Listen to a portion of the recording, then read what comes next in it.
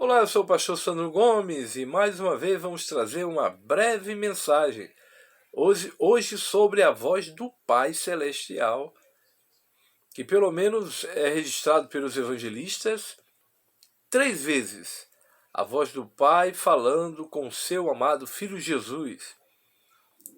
E o apóstolo Pedro, na segunda de Pedro, no capítulo 1, fala-nos da voz do Pai.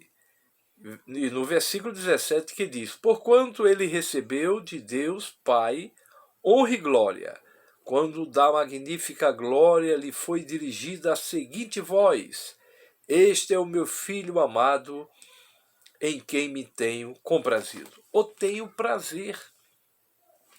Interessante que o apóstolo Pedro está escrevendo a sua segunda carta, segunda epístola, para os judeus cristãos que estavam dispersos pelo mundo romano, e ele de repente se lembra da experiência que tivera há uns 30 anos atrás, em cima de um monte muito alto. Ele estava com Tiago e João. Jesus havia chamado e eles subiram a um monte muito alto, chamado o Monte da Transfiguração. Foi a segunda ocasião em que o pai falou com o filho. Mas eu quero começar pela primeira. A primeira está no Evangelho, segundo escreveu São Mateus, no capítulo 3, versículo 17, na ocasião do batismo do Senhor Jesus. João Batista estava batizando no Rio Jordão e o Pai o havia revelado, que quando ele visse o Espírito Santo descendo sobre um homem, este homem seria o seu filho. E isso aconteceu. Certo dia, João estava batizando, e era o batismo para o arrependimento, quando apareceu um jovem perante ele. E quando ele viu, esse jovem estava orando e os céus se abriram, e o Espírito Santo desceu sobre este jovem. E desceu de forma tão extraordinária, na forma corpórea de uma pomba, como uma pomba suave. E João Batista percebeu que era o Cordeiro de Deus que tira o pecado do mundo. E disse: Não, eu não sou digno de te batizar. Mas ele disse: João, para que se cumpra a justiça. Ali estava Jesus endossando, ratificando o ministério de João Batista, como também estava se identificando com a humanidade. Ele não precisava se arrepender, porque não havia nele pecado. Contudo, Jesus ali estava sendo batizado e foi ungido pelo Espírito Santo para o tríplice ministério de profeta, sacerdote e rei.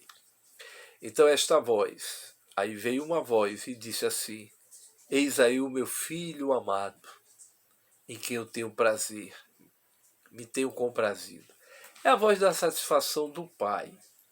Jesus estava iniciando o seu ministério de 3 anos aqui na Terra, pelo menos 3 anos e meio.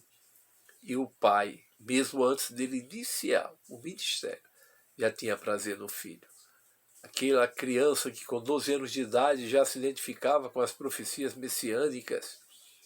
E Lucas diz que com 12 anos de idade ele estava no meio dos doutores, mestres da lei em Jerusalém, e eles ficaram admirados. O Senhor Jesus já agradava ao seu Pai Celestial.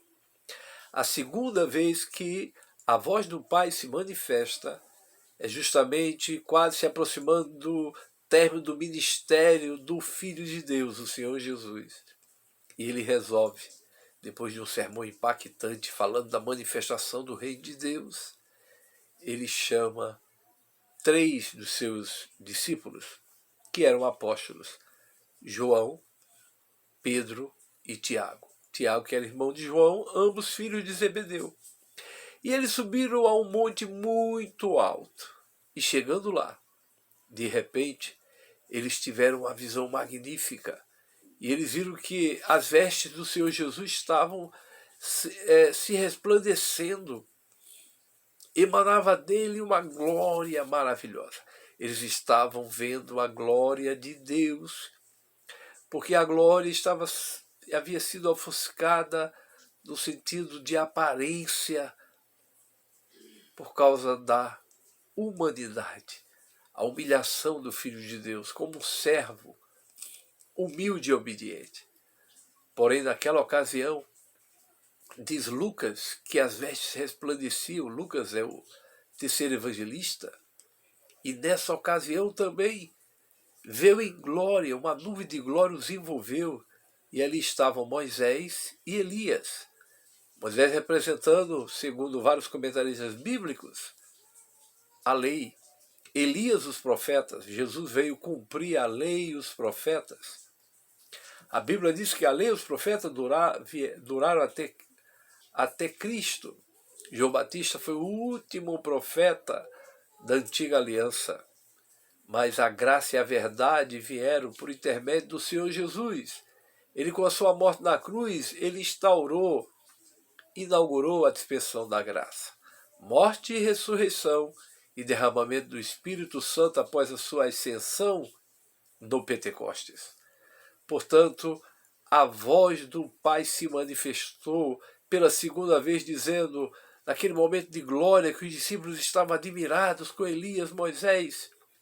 Mateus e Marcos diz que Elias e Moisés falavam com Jesus, mas Lucas acrescenta dizendo que falava a respeito de sua morte em Jerusalém. E naquele momento a voz do Pai ecoou e disse, eis aí o meu filho amado, em quem eu tenho prazer, ouvir tudo o que ele vos disser. Eu ministrei por quase 20 anos no Instituto Bíblico Instituto Bíblico Filadélfia, em Nilópolis, no município de Nilópolis. E eu tenho contado de vez em quando que, em uma certa feita, eu estava ministrando, não sei se era uma matéria da teologia sistemática, que é a espinha dorsal de um curso de teologia.